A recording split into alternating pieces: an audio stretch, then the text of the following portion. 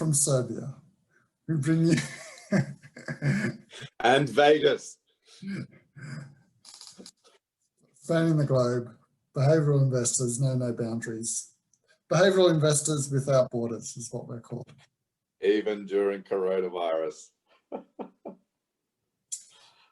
Okay, the first thing that I was going to talk about, which I hope you don't mind if I go first, but it's called the Blue Ocean Strategy. I'm not sure if you've heard of Blue Ocean Strategy before or not, but it's an approach for companies to determine what is the best strategy for them in the future. And most organizations think about strategy as a competition with their competitors in that industry, whereas Blue Ocean redefines it, saying traditional approaches to strategy is for companies to compete against others. And the reason that is not a Blue Ocean strategy, it's actually a Red Ocean strategy, because of the competition.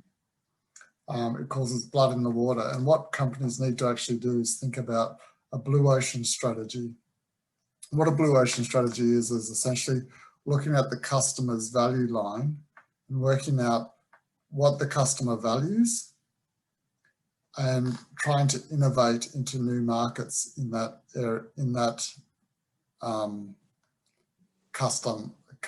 depending on what the customer values. So I'm reading a book at the moment, and it's called The Blue Ocean Strategy. It's written by, aptly named, W. Chen Kim and Renee Malborough. I think that's how you pronounce her name. And they're Harvard professors. Essentially what they say is you need to innovate, and you need to start making new industries and new markets that your competitors don't actually operate in. And by doing that, then you don't have to worry about competitors, you don't have to worry about regulation, you're adding value to customers that hasn't been explored before. And they give a couple of examples. One of the examples that they give is, have you heard of Yellowtail wine? Yeah, they're pretty famous. Well, they're an Australian company. Basically what they did is they looked at the wine market and saw that there's two broad markets in wine. There's the prestige wine, where they charge a lot of money for a bottle of wine. They differentiate themselves from other types of wine by saying that winning a lot of awards, having certain flavors and certain types of quality in the wine. And the second type of market for wine is the low-cost wine segment, and that's less expensive, lower quality wine. What Yellowtail ended up doing was they looked at what the customers valued in wine across both of those sections. So one was price, the other was quality of the product. So what they differentiate themselves on is price, use of terminology and distinctions in the wine, the way the wine's communicated, some pretentious terminology, above the line marketing, so the marketing sales, aging and the quality of the wine complexity and the wine range. So you've got the high end and then the low end, and what Yellowtail ended up trying to do was looked across all those different criteria for strategy, and they decided to play in specific areas of it and also to create new areas for customers, what customers may value. So what they did was they decided to still stay with a low cost price. They got rid of any sort of pretentiousness around wine. They didn't have a broad range of wines, which a lot of wine makers make. But the new things that they added that the current wine industry didn't have was that messaged it as a easy drinking wine They messaged it to beer and spirit drinkers, and they marketed it as a fun and adventurous type of wine. And that's what the current industry wasn't doing. Anyway, where does this all get back to? It gets back to what companies in the market do you reckon are doing or using a blue ocean strategy where they're developing up, think of an existing industry where they're adding value to the customers that hasn't been catered to by the existing industry. Yeah, I mean, it's a rebel wine. Who's rebel wine? So Jake Taylor on our favorite investing podcast, he wrote a book called The Rebel Allocator, and it was good enough for Charlie Munger himself, God, to call him about it. And yeah, basically what Charlie Munger and Warren Buffett and not Ray Dalio, who's the guy that wrote The Intelligent Investor? Benjamin Graham. Benjamin Graham.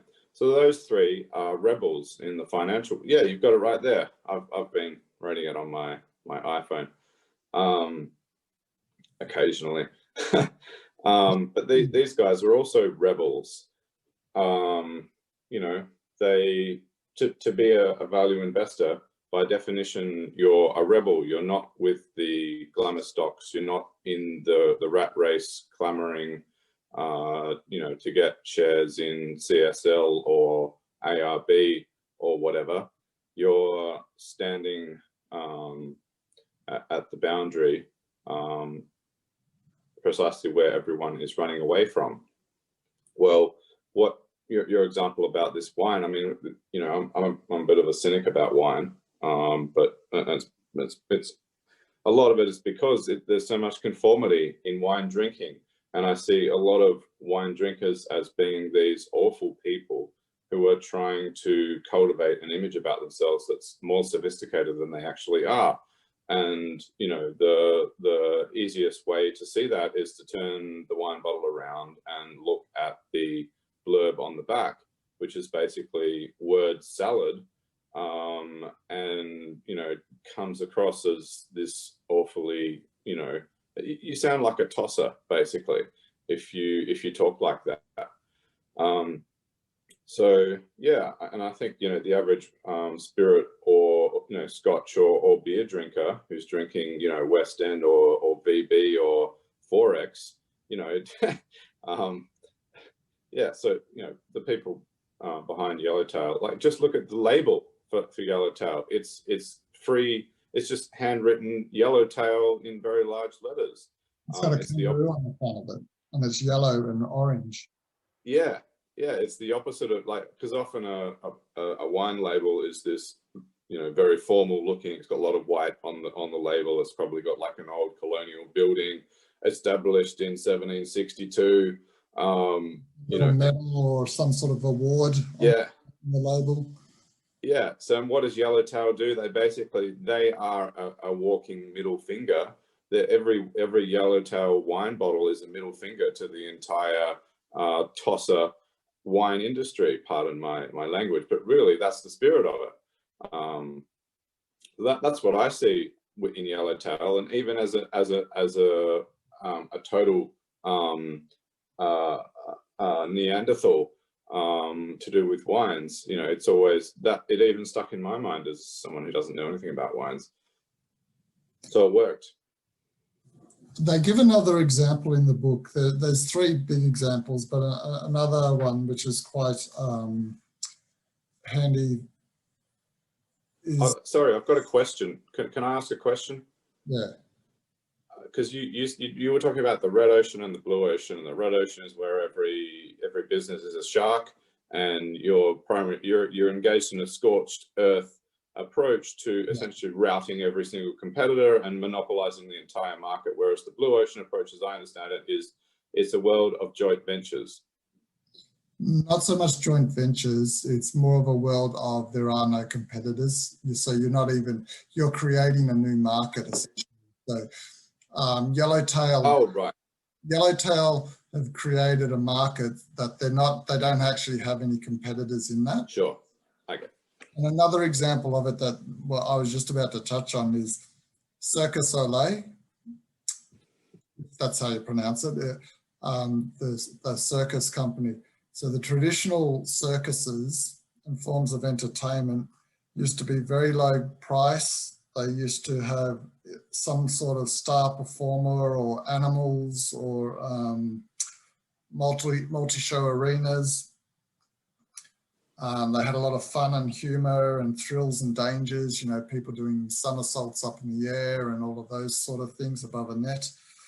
And Cirque du Soleil, they reconfigured that. They looked across those things and they said, no, we're not going to use star performers or animals. We're not going to have multi-show arenas where you've got all things happening all at once. They only used human performers. And what they also did was they went high end. So they went for more theatre style with a theme. They went high price. But I'm just reading it at the moment. They use artists and music and dance, a refined watching environment. So they created, once again, a new blue ocean or a new market, which redefined the circus industry. So that's another example. But there are examples of companies that you can invest in, and I don't think you can invest in Cirque du Soleil, but there's... Well, actually, they went bankrupt during COVID-19, but still, it's a good example. And I've actually seen them. I saw them in London. They were fantastic. Okay. Yeah, but I get the point you're making. Yeah, Blue Oceans is a great way to start a new business. I think it's the ultimate, it's what everyone who starts a new business or who owns a business, they want to operate in a blue ocean for sure. Yeah. But think, there's a real famous company, like it's probably the most famous company in the world at the moment, or in the top 3 anyway, that is doing this. Tesla. Yeah, actually. They've looked at, they do have a blue ocean. And they've created a new market. It's that niche of not just electronic vehicles, but electronic vehicles with technology, like software technology. Yeah, I totally. Automatic. Yeah, and how have they done it? It's incredibly stereotypical. Because what's happening in the world, you know, like Phelps and Meyer in the 2 icons of the 100-bagger literature. What's their primary instruction? Human progress. What is the main driver of human progress at the moment? The microchip or a CPU, some transistor-based, an incredible leap in computing power driven by transistors. And what's that done? Every single industry and part of life that this elaborate transistor has touched has been entirely transformed. So this is just, what is it? It's a bored Silicon Valley billionaire, who's already incredibly rich off of PayPal. A couple of the guys who there's this cool little documentary on YouTube called the PayPal Mafia. A couple of the guys from PayPal, they went on and started YouTube. So the guys that got together to do PayPal have then gone on to basically transform the world in some ways. But yeah, it's just some bored, brilliant geniuses from Silicon Valley have gone, oh, okay, let's look at cars now. Let's just basically have a data-driven car. Yeah. So maybe a way to create blue oceans is just to have insert database into a legacy industry. Blue ocean, bam. Yeah, there's lots of ways. I mean, Cirque du Soleil is a different example, and Sure. Yellowtail's a different example. You know, there's no necessarily one way. You do need to analyze the industry and analyze what the existing players are doing. So I don't know if Elon Musk and his team would have initially, when they were getting into the car market, thinking, okay, what's GM and Ford doing? What's the higher end Lamborghinis and Ferrari companies? What are they doing along this way? But if you ever get a chance, I mean, have a read of the book anyway. It's very, very easy to read. And if you read the first 2 chapters, you basically have got the book. So that's my first topic. And Yeah, I love it. The thing I like about it is because what you and I studied at Stanford University was a value investing. Online.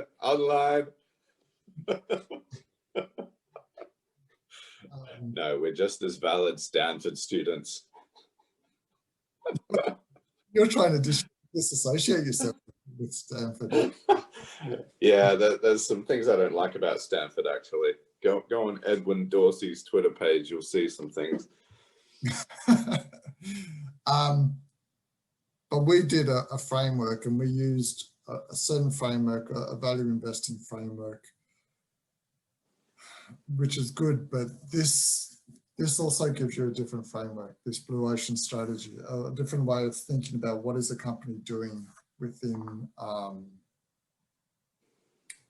its market. So yeah, well, the framework we learned at Stanford was Porter. It was based on Porter's 5 forces, but actually it's Marshall's 4 forces, because he's removed one of Porter's 5 forces.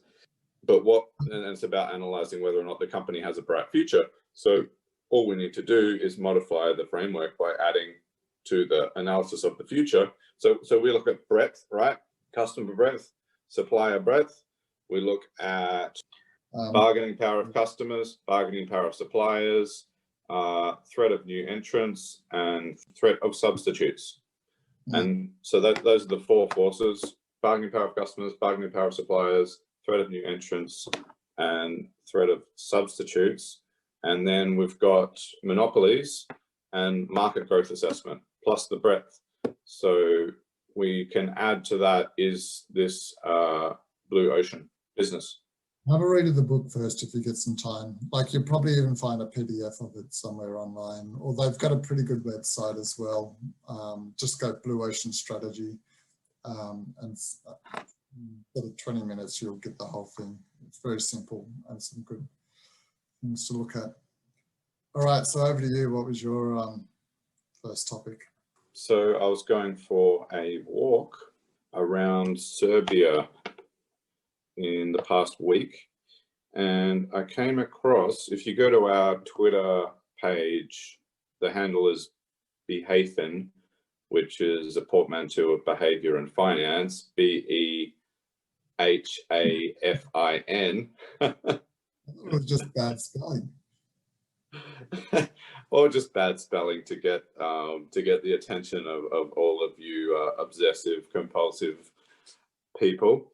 I'll try and get the location of where we were, but basically we were out in nature and walking around, looking at an incredible stone arch which had been created by a stream. So basically there were 2 stone arches.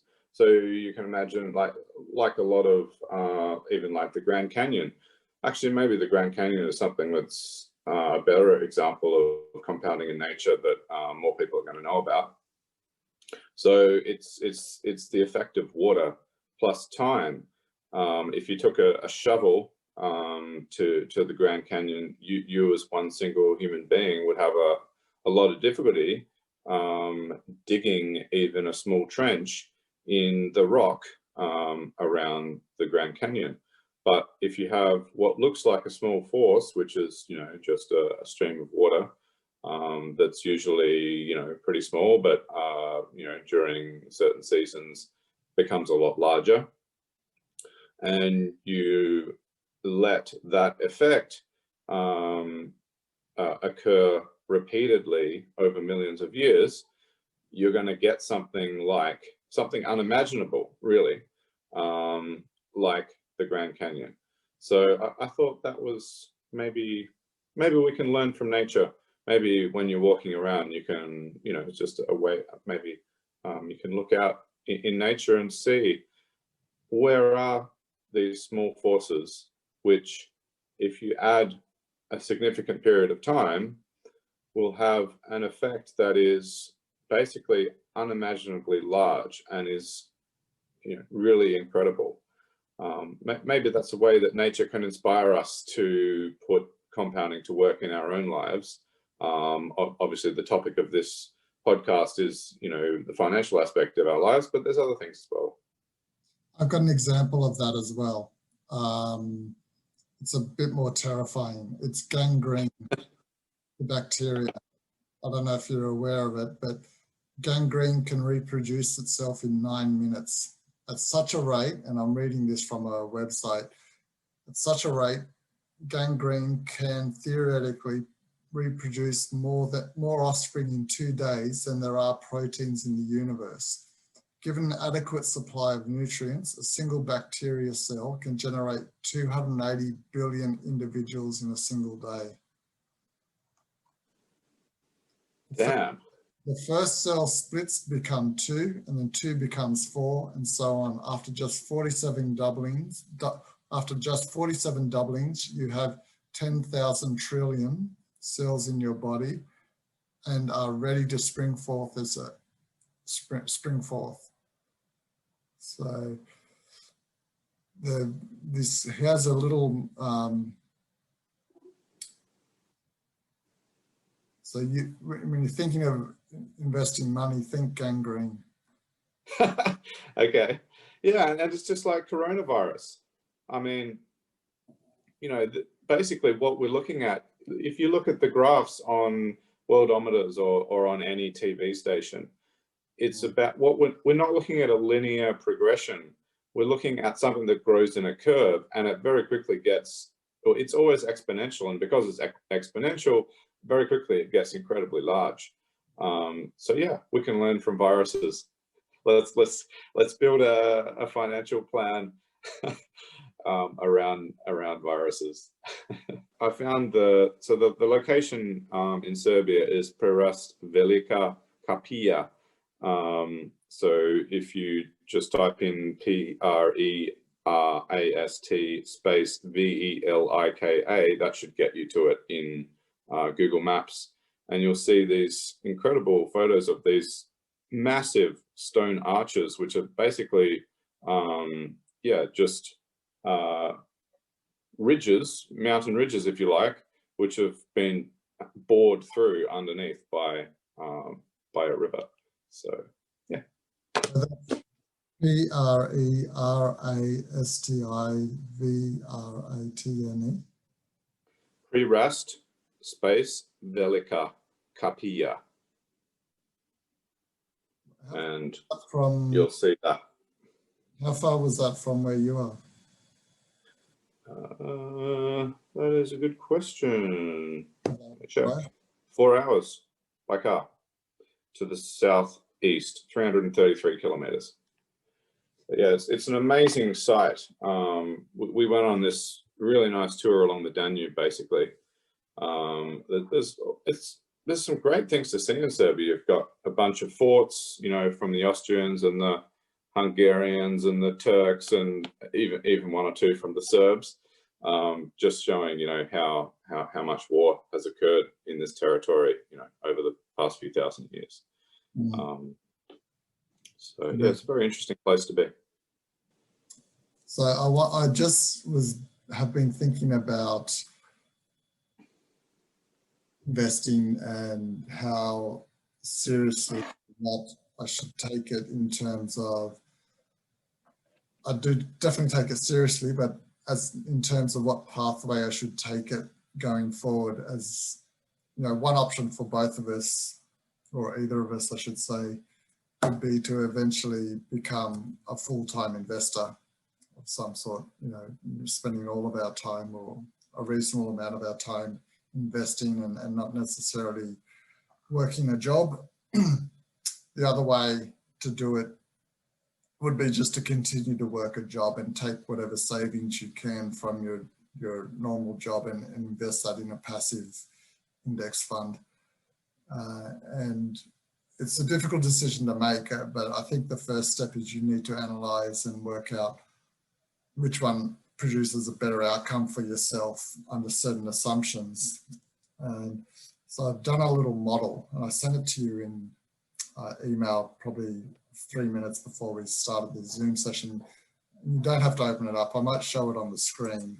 So basically all I've done, and this is quite simple, but anything here in yellow is an input that you can change.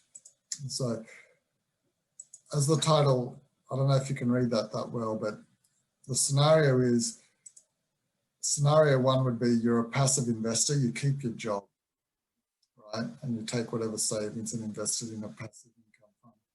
The other scenario is you don't have a job anymore and you just actively invest. Under both scenarios, let's assume that you've got a certain amount of money to initially contribute to the investment, 300,000, but we can change that if we need to. Your living costs, let's say they're $45,000 a year. Let's say if you were to keep the job and be a passive investor, you could contribute 45,000 each year going forward.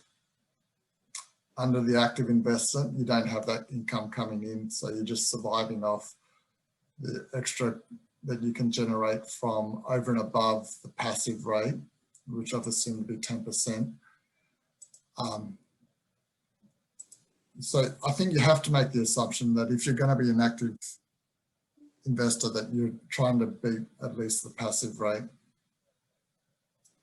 And then the number of years depends on how long you think you'll be an investor for, at least an active one.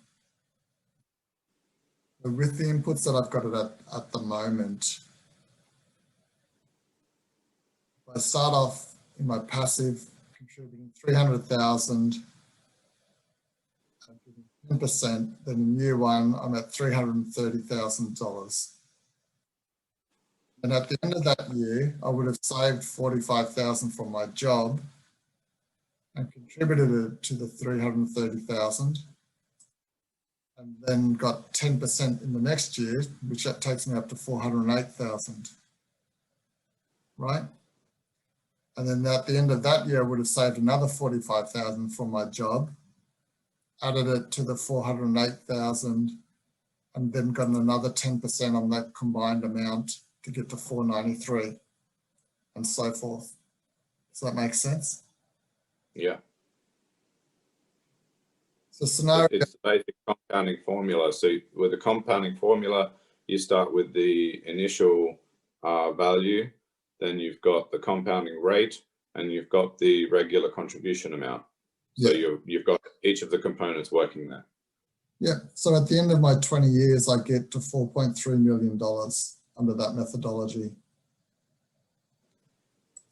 Now, if I go the active approach, I contribute $300,000, but in the first year, I need $45,000 to live. So it's 300,000 less 45,000 times, let's assume I can get 15% from my active portfolio. So I'm at 293.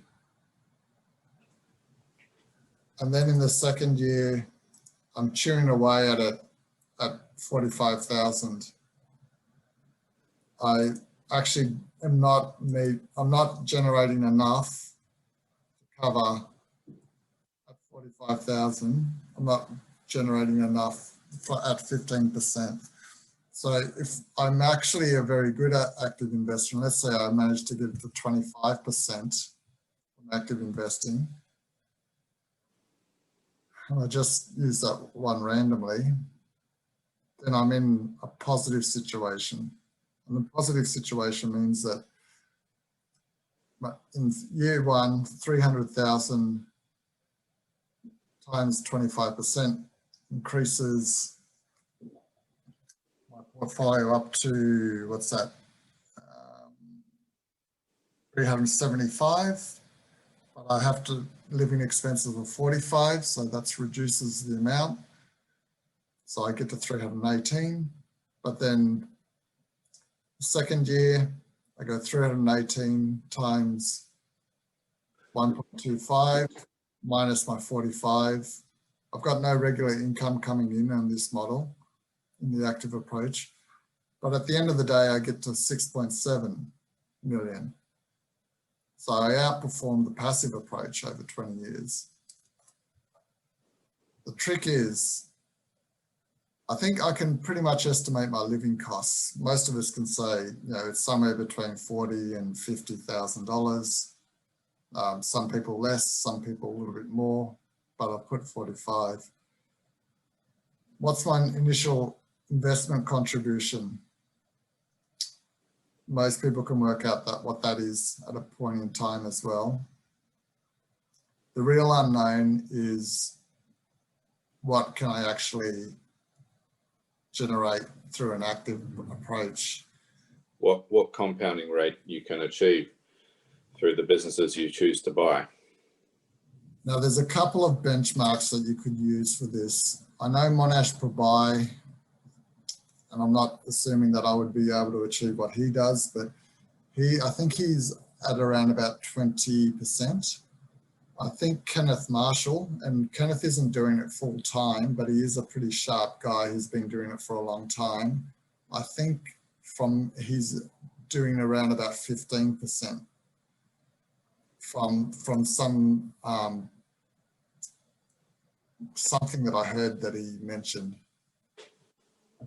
It's around 15%. So I don't think I could get the 25%. But this model does allow you to play with scenarios, right? So if I was only to get 15%, definitely no goer. I get 18%, still no go. 20%, no. 23%, I think we're still short. There's a couple of things you still have to consider here, like if you really hate your job, maybe it's okay to leave it and go the active approach and have a lower net outcome for your own sanity, your own health and well-being, and what you want to do with your life. I can't hear you very well. I was just saying that there's a lot of factors to consider here other than the pure inputs that I've put, as in terms of active rate, investment contribution, about life satisfaction, essentially. Like if you really don't like your job and you can't face up to spending the next 20 years doing it, then maybe it is worth not pursuing that and having something, a lower outcome, a lower financial outcome. I just thought there's an opportunity here to illustrate for people the amazing phenomenon of compounding. So can you put it back to 15%? As an active, yeah. All right, so 293,250. Can you put that value in cell D6? Just type it in. D6 next to the, yeah. Or yeah, paste as values or whatever. Yeah. Can you change it to 16%? Or you know what I'm talking about? Just gradually progress it up in two percentage increments to 25, because it was only the increment from 24 to 25. That's a $3 million increment basically. So yeah, it's only a $5,000 difference between 15 and 17%. But if yeah, so if you go for 200. You're chewing a lot of it up in your living expenses. Right. It's, but I just, your 300,000 less your 45 times 17%. Okay, so the loss from living expenses amplifies this effect.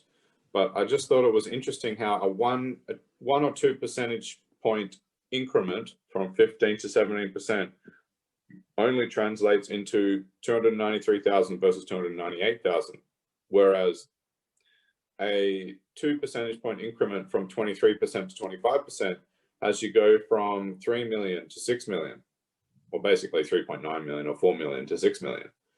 We'll put it this That to me is a nice illustration. It's what people don't understand. Like nobody really, it's not intuitive. It's hard for people to grasp. They need to see it before in front of their eyes with a graph to really appreciate what compounding does. Yeah. The other way to do it is at the passive rate. So at 10%, you get 4.3 million over 20 years. But if you take that up to 12%, it takes you to 5.7 million. Or if you take it to 15%, then you're suddenly at 8.8 million, more than double at 10%. More than double the financial outcome than what you would have achieved at 10%, just by getting up to 15%. The mic goes in and out for you at the moment. So I was just saying that if you increase the passive approach from 10%, where you would achieve over 20 years 4.3 million, to 15% per year, it increases it from 4.3 million to 8.9 million. Yeah. Yeah, all I can say is this is a great tool, and I've got my usual usually expletive-ridden responses to this. Why aren't we given these tools in school? Why doesn't every trip to the bank and discussion with the bank manager involve discussion to do with a tool like this? Why doesn't everybody have this basic approach to their financial lives? Why instead does the way compounding usually features in people's lives, why is it usually via credit card debt and mortgage debt? It's a sad life that we live. We live a life dominated by compounding, but in the wrong way. And that's the point of this podcast, really, is to maybe help to change people's behavior so they can get compounding working in a positive way in their lives through, a prompt from a tool like this. The interesting thing about this tool is that if you are going to go down the active approach, you've got to make sure that you've got initial investment contribution, which is substantial enough to cover your living costs over and above what you're going to achieve from your active rate. So for example, I've assumed here 300,000 contribution, but if I change that to 1 million under both scenarios, then you can see the passive approach gets you to $9 million, whereas the active approach gets you to $11 million if you can achieve your 15%. So if you're going to get into active investing, you do need to have a substantial initial capital contribution. Change it to 200,000.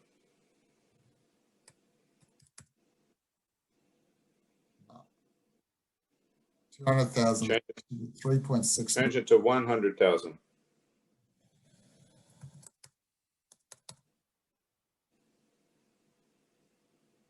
$2.9 million versus 63 grand.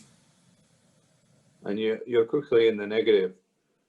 So in year 3, you're already negative because the compounding 15% of the principal minus the living expenses does not keep up with the subtraction each year of the living expenses.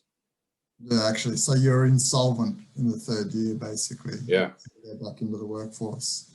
So your active approach is basically a fight between your yearly subtraction of living expenses and the yearly compounding at 15% of the remaining principal.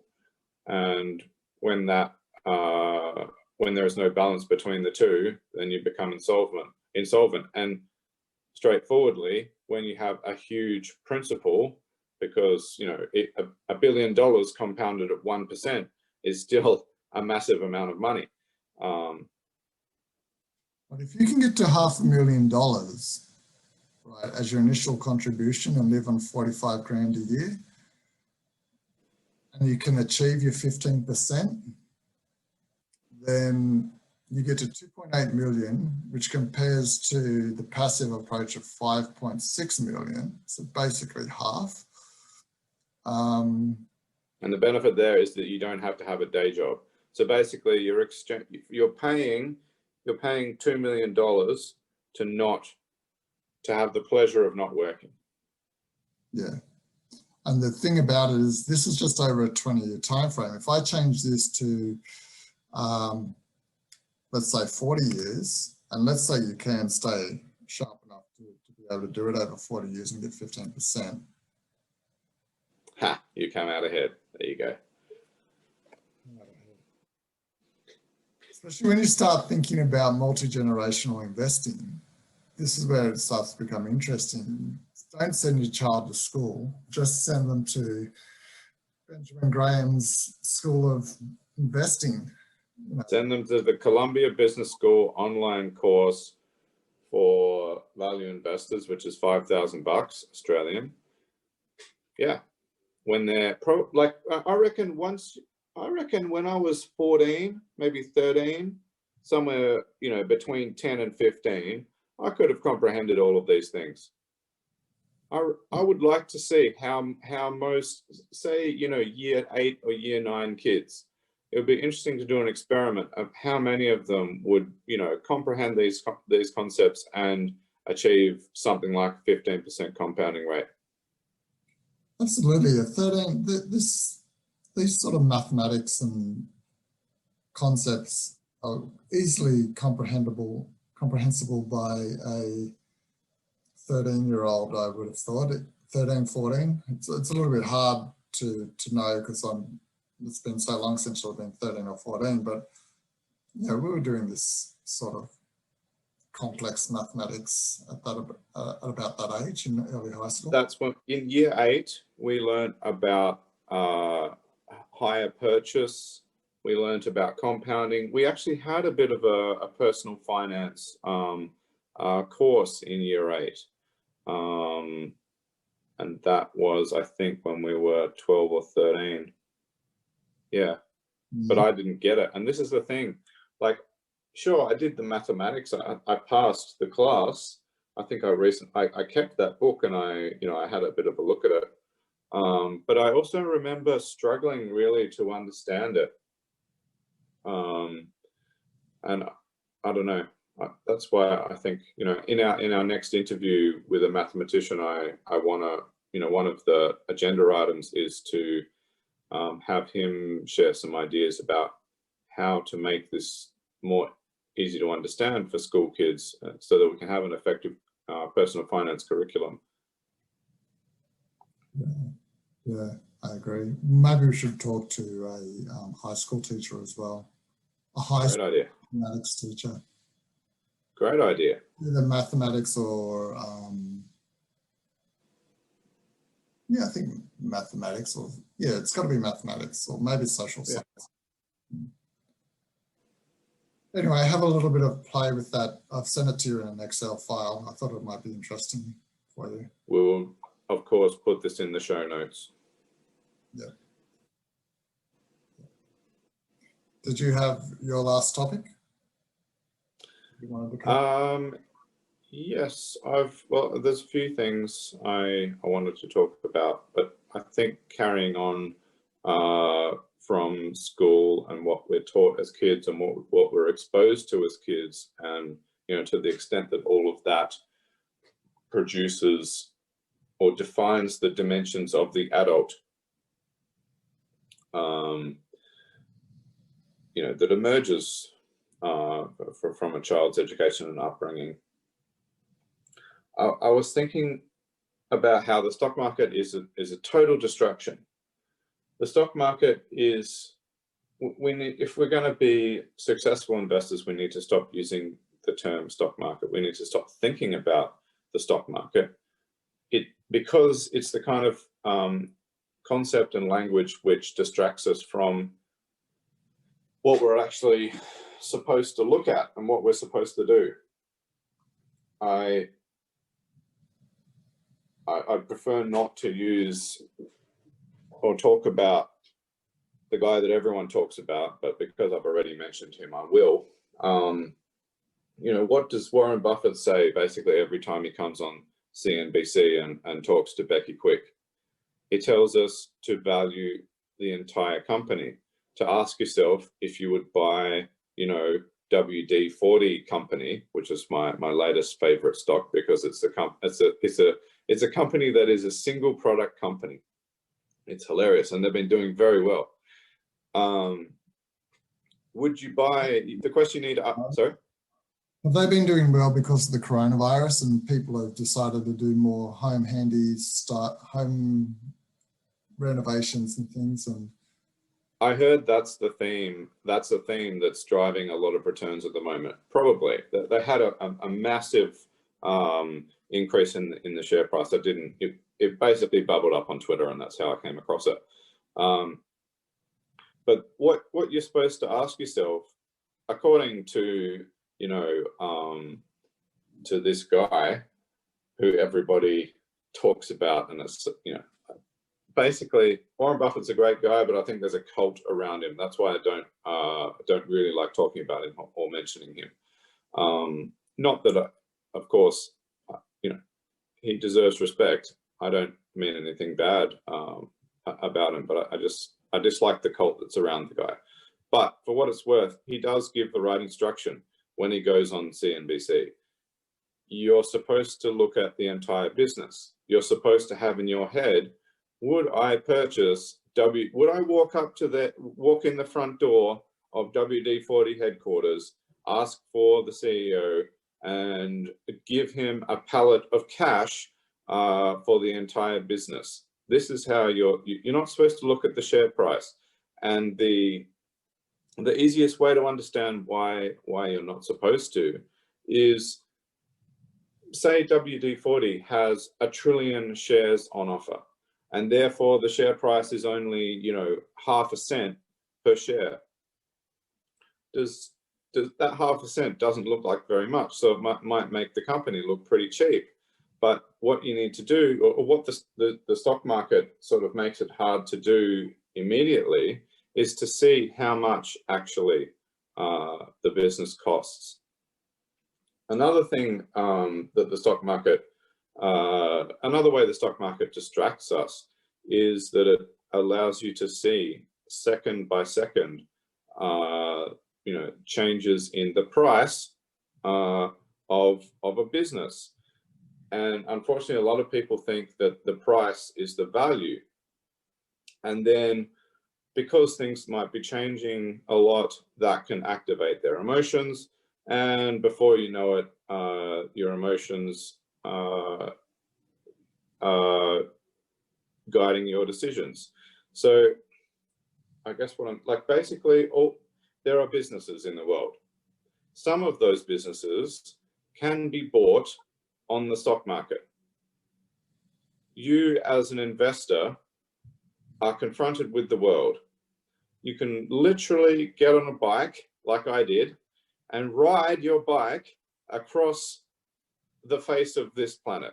You can ride all the way around it, actually. A lot of people are. Thousands of people right now, it's a fairly popular thing to do, are riding around the earth. All of those countries you go to, there's businesses in all of them. You can go up. You could actually, it would be an interesting experiment to do. You might not want to carry that amount of cash on a bicycle, but you could literally go into a lot of those businesses and offer them cash to buy them. So I guess what I'm saying is, you know, the stock, it'd be interesting to know what proportion of businesses operating you can actually buy on the stock market. But my point is that the ones that you can't buy on the stock market, you have to think of in terms of their entire value. They don't have a share price to check. You straightforwardly would have to go, okay, how much is that pizza shop going to cost? And the next thing you're going to have to ask yourself is how many pizzas that shop is selling per year, so that you can get an idea of the income. and whether the $500,000 that they want for it is really worth it if they're only selling 5 pieces per year. That's a piddling income, you know, to receive. So I guess this thought I had is that, you know, the stock market in a way prompts bad habits about bad habits in thinking about businesses. It introduces a new variable, the stock price, which is totally irrelevant from understanding, you know, whether or not you should buy a business. And I feel like there's something about my character and my upbringing and my childhood, which has defined one of the dimensions of me, this adult, is a bit of an activist and a rebel attitude. And yeah, I think something needs to be said about, you know, if only we could, and actually Peter Thornhill, a somewhat famous, at least in investing circles, Australian investor who makes $400,000 a year from his dividend earning portfolio. He says the same, you know, that there's essentially the population's thinking about investing is polluted by the stock market. And if the property market was put on the stock market and you could see the changes in property second by second, it would also, suddenly you would see the same speculative behavior and gambling behavior in the property market. So I guess I feel that, you know, the average person, and I speak for myself here, like I'm 37 years old, I've come to this investing game very late. I wish I'd been introduced to it when I was 10 or 12 years old, and I, you know, hindsight bias and all of that. But I feel like the average person, when they are introduced to the concept of investing, or just when they watch the news, they get the stock prices of things. They don't get the business prices. They don't get, you know. So it's kind of sad, because in a way, the stock market is a wonderful thing, because it provides the opportunity. It's a democratizing effect on wealth. You know, it does provide the possibility for the average person to climb up out of poverty. You know, but it's almost like at every turn, what the average amateur is exposed to is not the reality.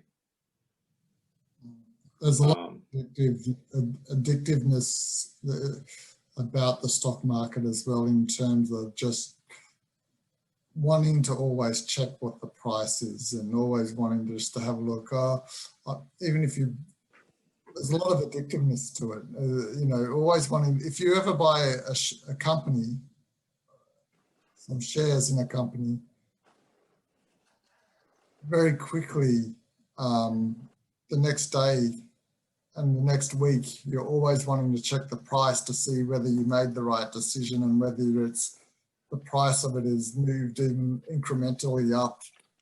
So there's a lot of attraction and trouble with the prices always being available. Yeah. Well, it's not so, you know, it's not only what people are presented with, what the average clueless emotional amateur is presented with, which is the lie. Not necessarily the lie, but it's a distraction. Let's talk about the technicalities here. Say the world is filled with 10,000 businesses. 2,000 of them maybe are traded on the stock market.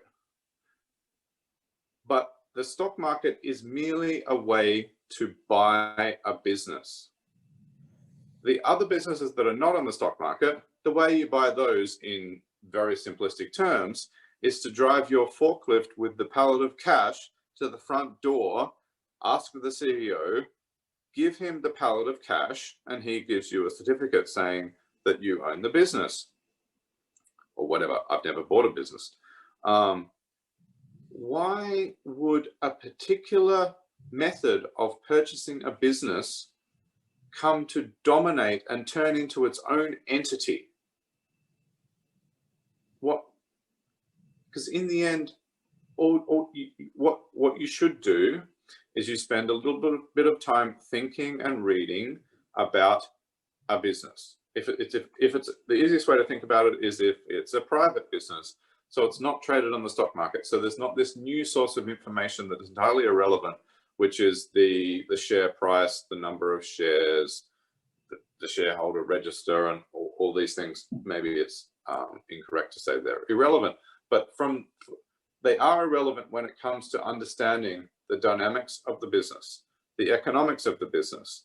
You know, if it's Amazon, how many subscribers they have, what is the average spend that each subscriber makes per week or per month on the Amazon website? How many minutes are they spending on Amazon? What are the websites that refer them to the Amazon website? Blah, blah, blah, blah, blah. These are the things when you are thinking about buying Amazon, if it was a private business, that you would focus your time on. And then you would look at how much Jeff Bezos wanted to sell Amazon for if he was the sole owner of that private business. You know, and maybe you'd call him and ask to look at the books, and you might get some more details in there about, you know, how much income Amazon as a private business was generating. Yeah. And then if you liked it, you would get your, you know, your multiple super tanker loads of cash in the case of Amazon, and turn up to Jeff Bezos's private port and offload the cash onto the wharf, and off you go with your purchase of Amazon. But if it's private, if it's publicly, if it's not in the private market but in the public market, so you use a stock market to execute the purchase of the business, then all you do is go to your broker and tell him to give the cash to Amazon in exchange for the purchase of the business. So this, in a sort of a technical sense, is all the stock market is for. It's just another means to transfer ownership of the entire business.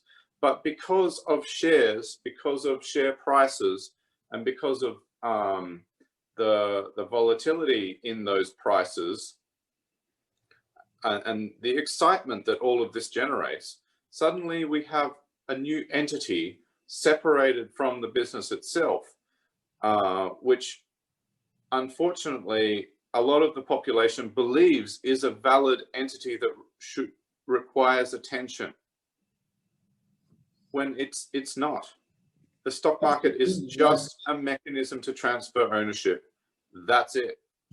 Yeah, and you think about reading Benjamin Graham's Intelligent Investor, he actually refers to the market, and he does it for a certain reason, but he refers to it as Mr. Market. It's not an entity in itself. It's a reflection of what a whole bunch of different people are thinking about a stock. And just, but you used language there yourself, Ben. You said a stock. It's not a stock. It's a business. Well, it's part of a business, yeah.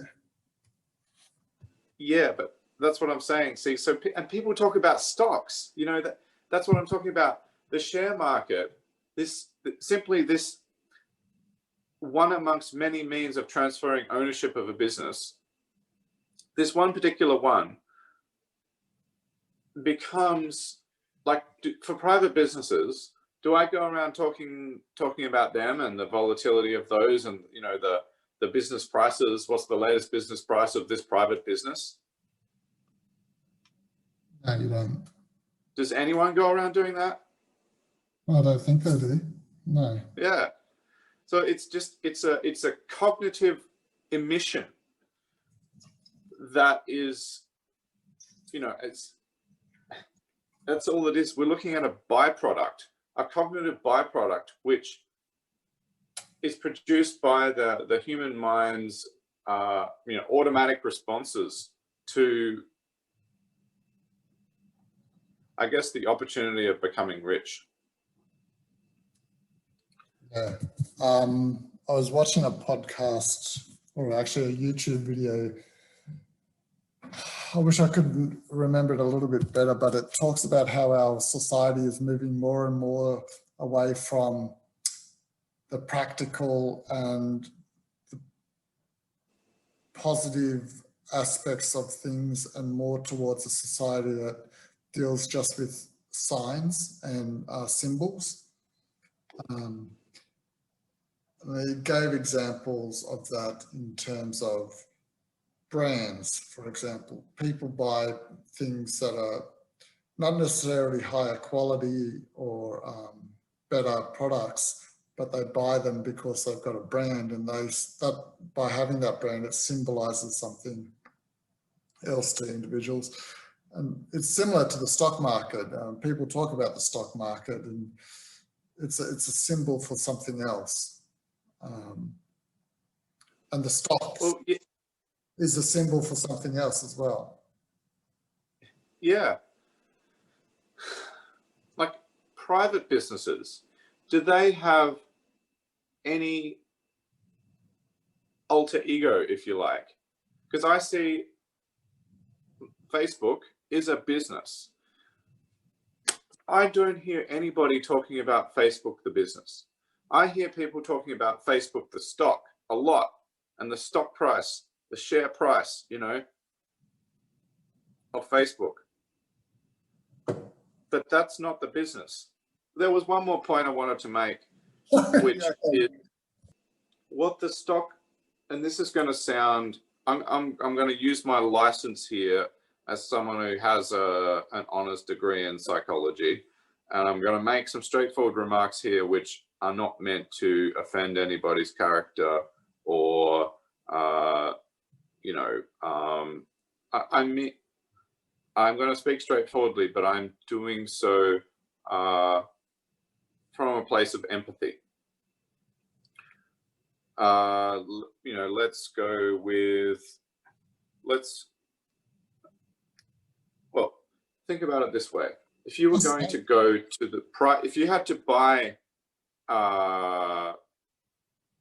to buy Coca-Cola on the private market, if there was no way to purchase Coca-Cola on the stock market, if you had to buy Coca-Cola on the private market, what's the market cap of Coke? I don't know, I'll make it up. I'll say 10 billion.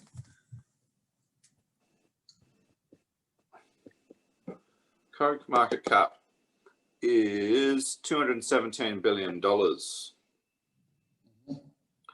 So that is an extremely large sum of cash to have to come up with to go and purchase Coke.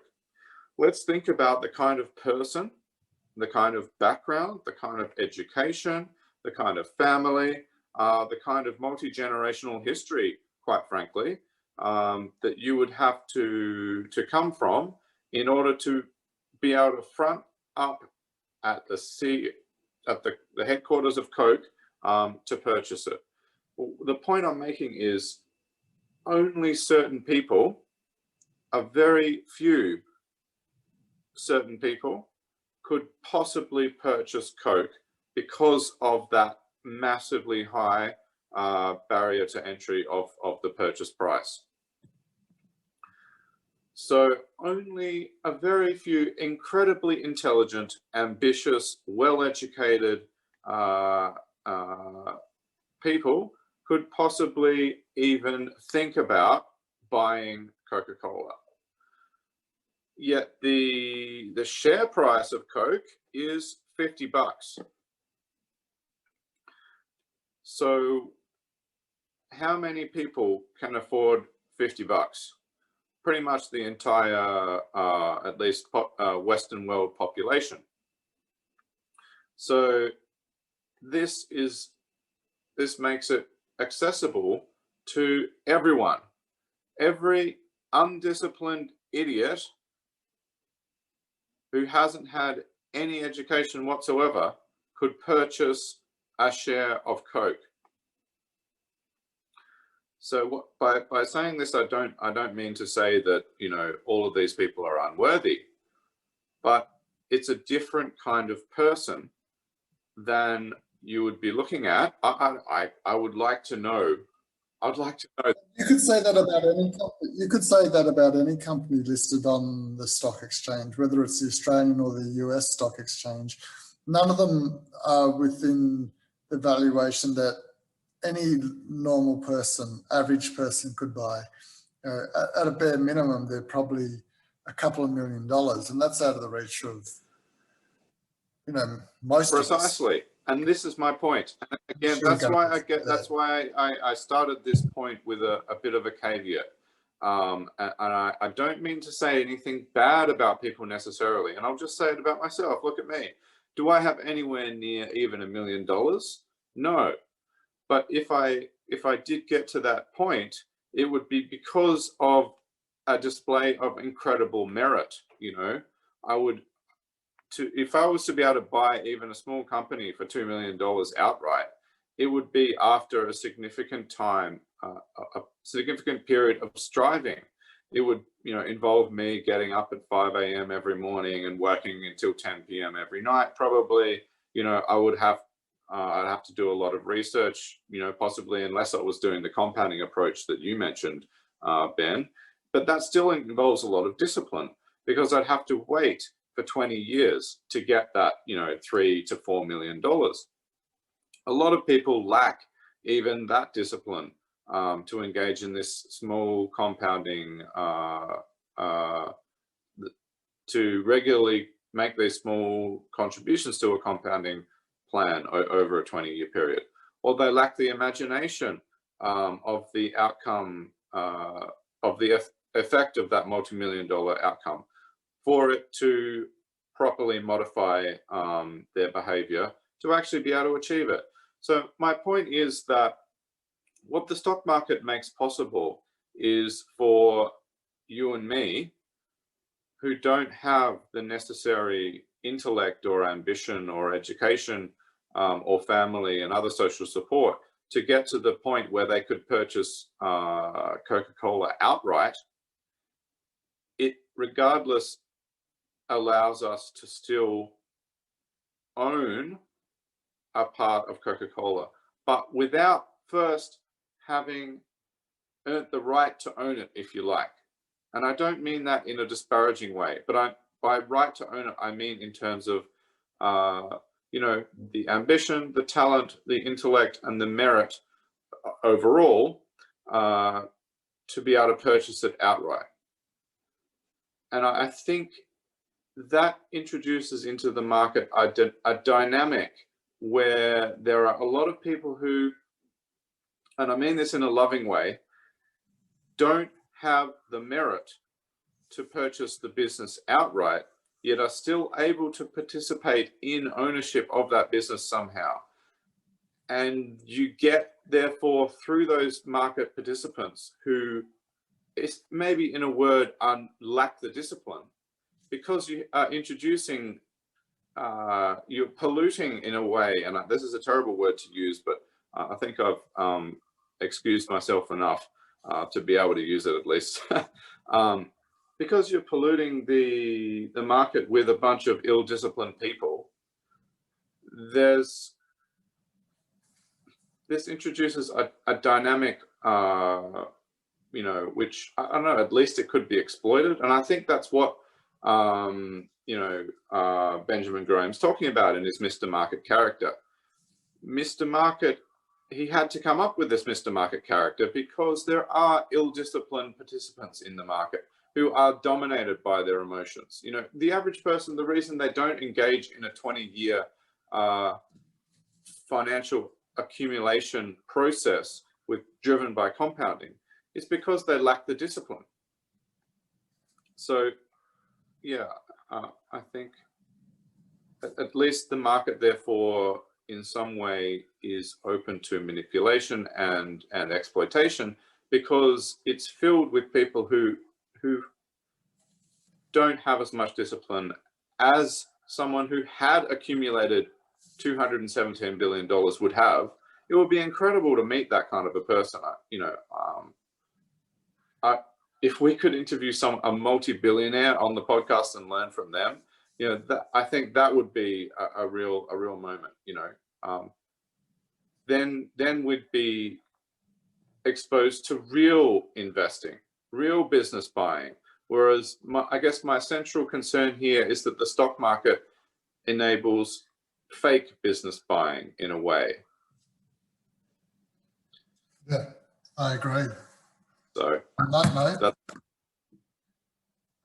we'll stop recording. Cool.